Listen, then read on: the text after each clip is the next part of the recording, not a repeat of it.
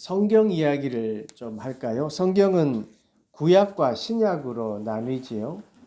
신약을 조금 더 세분한다면 복음서라고 하는 아주 중요한 부분이 있습니다.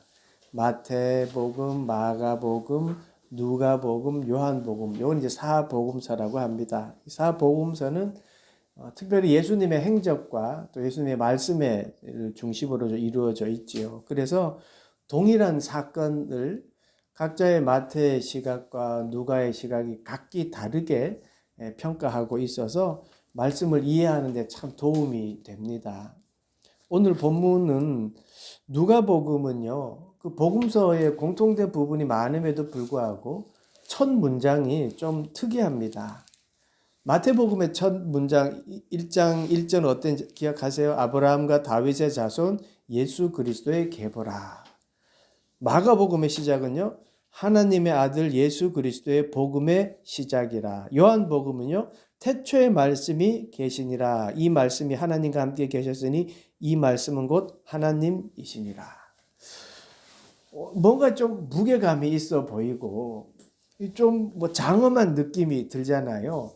근데 누가복음 1장 1절을 보시면 우리 중에 이루어진 사실에 대하여 이렇게 시작해요. 뭔가 좀 실질적이라는 생각이 들지 않으세요? 누가가 처해진 상황이요. 그랬었어요. 누가는 당시에 많았던 거짓 교사들이 이제 그리고 가짜 전승들이 막 내려와서 막 혼란스러운 때예요. 그러니까 그래서 그리스도인의 전통을 보호하고 또 그 전통을 지키는 것이 이거 중요하게 여겨지고 그것이 요청받았던 그때예요. 그러니까 하나님은 그런 누가의 상황을 사용하셔서 누가복음을 쓰게 만드셨던 것이죠. 누가를 사용하셨어요. 그래서 누가의 첫 문장은 좀 실질적이에요. 그래서 성경이 이루어진 사실은 그러니까 그때가 실질적이었다 해서 지금도 실질적이지 않은 게 아니에요. 성경은요, 그때도 그렇지만 지금도 계속되고 있는 거예요. 오늘 읽은 본문도요, 가만히 살펴보면 지금 일어나고 있는 실제적인 하나님의 은혜예요. 사실 이 본문 말씀은 성탄절날 많이 읽었던 부분인데 사실은 은혜의 말씀이에요. 실질적인 은혜의 말씀이 우리에게 전해지고 있는 거예요. 26절에서 27절 한번 보시죠. 여섯째 달에 천사 가브리엘이 하나님의 보내심을 받아 갈릴리 나사렛이란 동네에 가서 다윗의 자손 요셉이라는 사람과 약혼한 처녀에게 이르니 그 처녀의 이름은 마리아라. 하나님의 은혜라는 것은요, 전적인 하나님의 권한이에요. 은혜라는 것은요, 하나님이 하시는 거예요. 그러니까 인간의 요청이나 인간의 어떤 큰 노력의 대가로 은혜가 주어지는 게 아니에요. 여기 마리아에게 은혜가 임했는데요. 그 마리아가 은혜를 받은 이유가요, 그 출신이 출중하거나 또 그녀가 사는 곳이 거룩한 장소였기 때문이 아니에요. 그냥 마리아를 하나님이 선택하셨어요. 천사 가브리엘은요, 그 하나님의 명령에 따라 그 시골 마을인 나사렛이라는 동네에 약혼한 처녀 마리아를 찾아갔습니다. 이거는요, 하나님이 하신 일이에요. 28절 보세요. 그에게 들어가 이르되 은혜를 받은 자여 평안할지어다. 주께서 너와 함께 하시도다 하니. 자, 이 천사가 마리아에게 찾아가서 한 말, 이 인사 속에서 저는 중요한 것을 보았어요. 천사는요, 지금 객관적으로 보고 있어요. 객관적으로 전하잖아요. 그러니까 제3자의 입장에서 하나님과 마리아의 관계를 지금 전하고 있어요. 이 관계가 지금 어떻다는 거예요? 마리아는 하나님께 은혜를 받은 사람이다. 그 관계다. 마리아에게 하나님이 함께하고 있다. 함께하는 관계다. 이걸 지금 알려주고 있어요.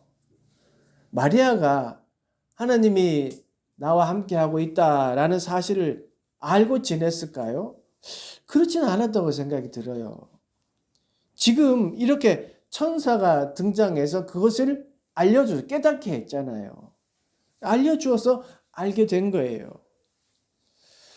여러분 마찬가지 아닐까요? 우리가 예수라는 걸 몰랐어요. 근데 누군가가 전해줬어요. 우리가 하나님의 말씀을 읽으면서 하나님의 관계를 내가 알게 되었어요. 그리고 내가 기도하면서 하나님과의 관계가 하나님이 나를 사랑한다는 걸 깨닫게 되었어요. 일방적인 주님의 사랑을 알게 되고 깨달으니까 아마 감동이 되고 아마 찬양을 부를 때 눈물이 나고 그런 거잖아요. 그러니까 말씀을 더 사모하게 되고 그런 거잖아요. 그러니까 알려주니까 깨닫게 된 거예요. 마리아에게 함께 하신 하나님은요. 지금 우리에게도 함께 하시고 은혜를 내려주세요. 그러니까 그 은혜가 지금 우리에게도 임하고 있는 거지요. 그래서 누가는요. 은혜라는 단어를 완료분사형을 썼어요. 완료분사형이라는 게 뭐예요? 이루어졌지만 지속된다는 거잖아요. 그러니까 은혜라는 것이 그때 마리아에게도 임했지만 그것이 계속 되어진다는 거예요. 지금까지도 계속 임하고 있다는 거예요. 하나님의 은혜는요. 그때 거기만 있는 것이 아니라 그때 거기도 있었지만 지금 여기에도 함께하는 거예요. 마리아에게서 끝나는 것이 아니라 지금 우리에게도 계속되고 있는 거예요. 그런데 우리는 하나님이 함께 하신다라는 것을 은혜로 여기지 않는 것 같아요. 사람들은요, 여기 계신 분들은 그렇지 않은데 다른 사람들은요, 은혜와 하나님이 함께 하신다는 것을 연결 짓지 않는 것 같아요. 은혜와 물질을 연결 짓는 것에 익숙한 것 같아요. 은혜와 성공을 연결 지어요. 은혜와 형통을 연결 지어요. 그래서 말로는 은혜 내려주세요 라고 하지만 속 내면은 부자 되게 해주세요. 1등 되게 해주세요. 뭐 이런 걸 바라잖아요. 그러니까 은혜라는 거를 하나님이 함께 하신다는 것이 분명히 은혜인데 다른 어떤 것들이 잘 될 때 그게 은혜라고 생각한단 말이죠. 우리는 은혜를 잘 알고 있어야 합니다. 은혜는요. 주님께서 조건 없이 우리와 함께 하신다는 그 사실, 그게 은혜입니다. 그게 가장 큰 은혜입니다. 29절 30절, 29절과 30절을 보겠습니다. 처녀가 그 말을 듣고 놀라 이런 인사가 어쩜인가 생각하며 천사가 이르되 마리아여 무서워하지 말라 내가 하나님께 은혜를 입었느니라. 천사가 나타나는 것도 흔한 일은 아닌데 주님이 너와 함께 하신다고 하니까 놀랐어요. 그리고 주님이 함께 하신다는 게 무슨 뜻인지를 몰랐어요. 천사는 마리아가 하나님의 은혜를 네가 하나님의 은혜를 입었어. 그리고 너는 그런 존재야 라고 이제 친절하게 설명했어요. 하나님께 은혜를 입었느니라 라고 친절히 설명해요. 영어 성경에 보니까 입었다, 은혜를 입었다 이거를요. have found라고 해요. 그러니까 은혜를 발견했다 이런 의미잖아요. 그러니까 원어에 더 가까운 게 found, 찾는다는 것 같아요. 은혜는요, 여러분, 발견하는 거예요.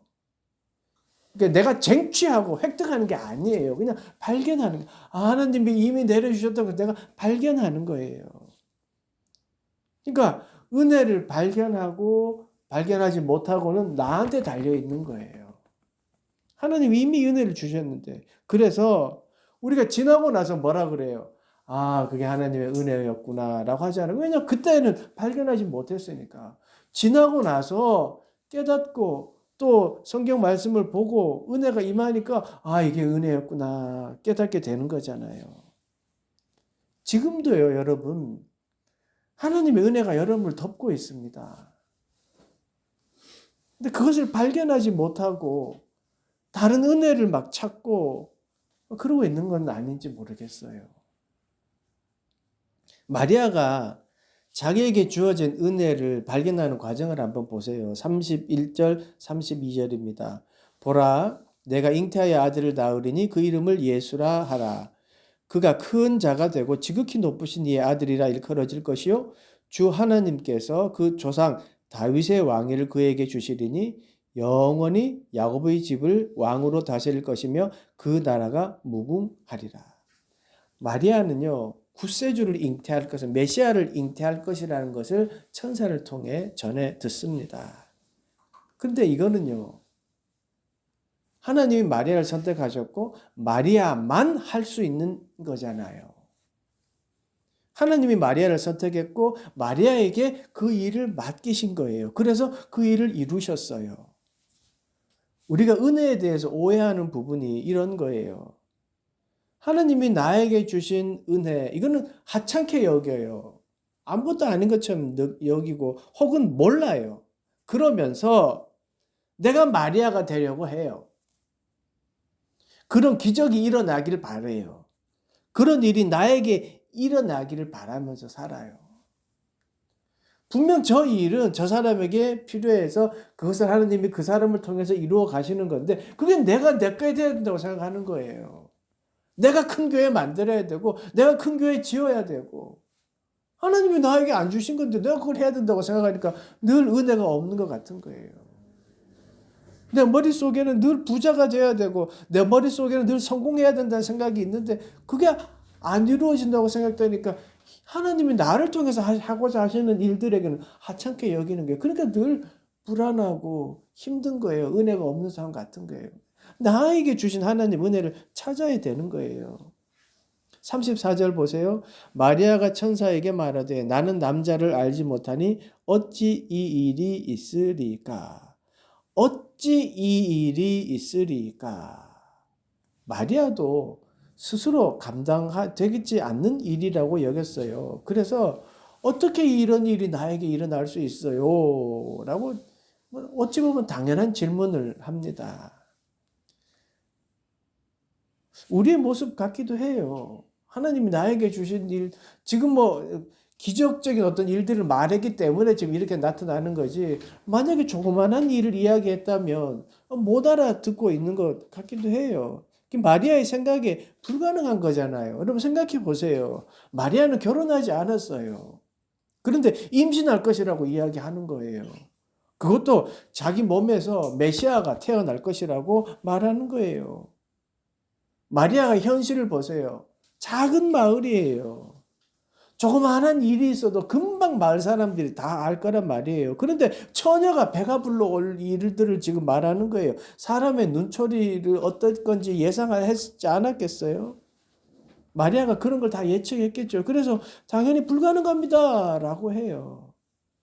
그런데 그런 마리아에게 하는 천사의 대답을 보세요. 35절입니다. 천사가 대답하여 이르되 성령이 내게 임하시고 지극히 높으신 이의 능력이 너를 덮으시리니 이러므로 나실 바 거룩한 이는 하나님의 아들이라 일컬어지리라. 천사는요, 의심하는 마리아에게 성령을 말씀합니다. 성령이 내게 임하시고 지극히 높으신 이의 능력이 너를 덮으시리니 성령이 마리아에게 함께 하신다고 전합니다.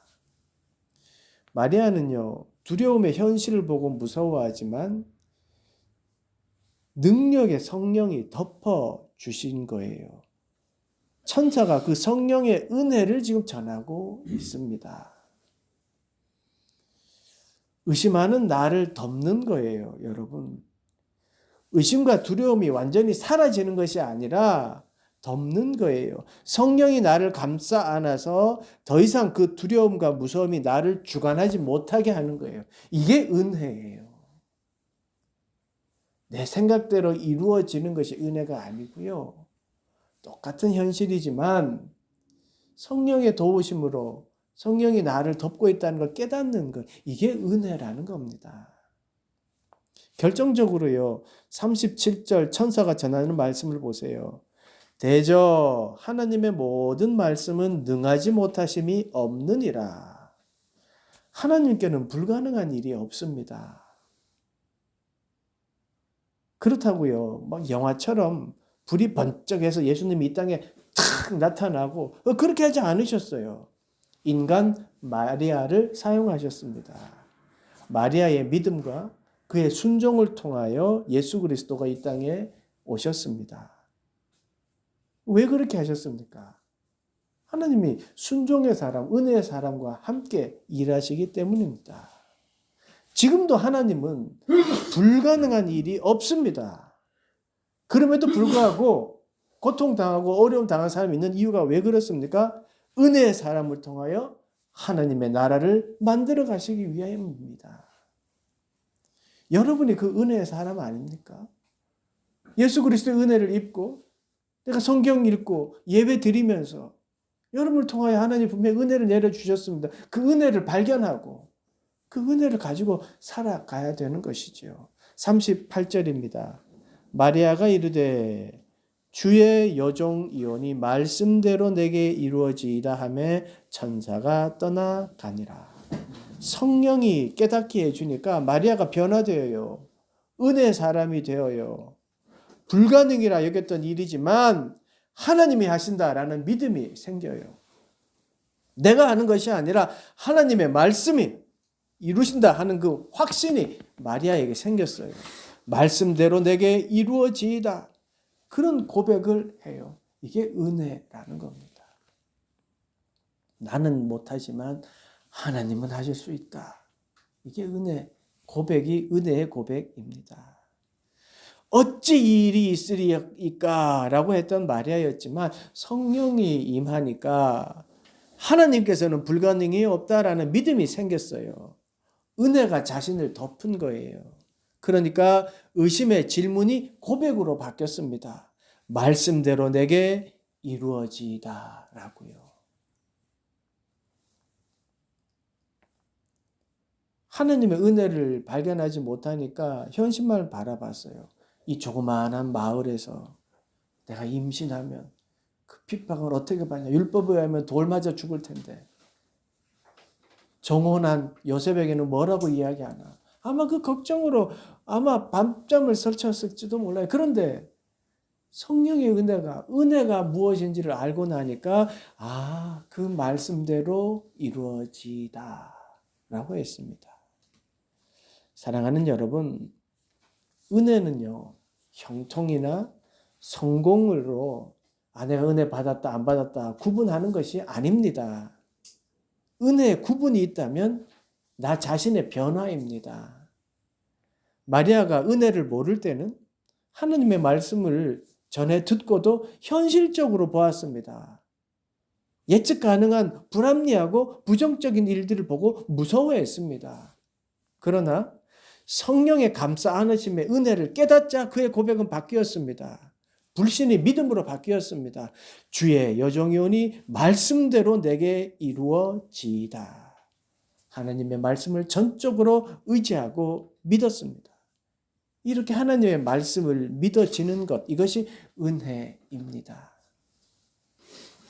현실의 두려움과 무서움, 당연한 감정입니다. 당연한 인간의 감정입니다. 다만 이미 나를 감싸고 있는 성령 하나님을, 그 하나님의 사랑을 기억하시기 바랍니다. 그러면 성령의 덮으심이, 그 덮으심으로 말미암아 우리가 은혜 가운데 살고 있음을 깨닫게 해 주실 것입니다. 아니, 주님이 그렇게 깨닫게 해 주십니다. 여러분은 하나님의 은혜를 입은 자들입니다. 이미 하나님의 은혜를 받았고 그리고 앞으로도 은혜가 임할 것입니다. 그 은혜를 늘 생각하면서 그렇게 한 주간 살아가는 여러분 되시기를 간절히 축복하고 기도합니다. 기도하겠습니다. 하나님, 우리에게 은혜를 내려주시니 감사합니다. 그 은혜를 발견하고 그 은혜를 붙잡고 살아가는 우리 모두가 되도록 인도하여 주시옵소서. 몸이 아프고 마음이 아픈 모든 영혼들을 하나님 불쌍히 여겨주시고 그들을 찾아가 주시며 그들을 치유하시고 회복시켜 주시옵소서. 자립 청소년들에게도 하나님 돕는 손길들이 많아지게 하시고 그들에게 관심을 갖는 이들이 많아지도록 주님 축복하시고 인도하여 주시옵소서. 감사드리며 예수 그리스도 이름으로 기도드리옵나이다. 아멘.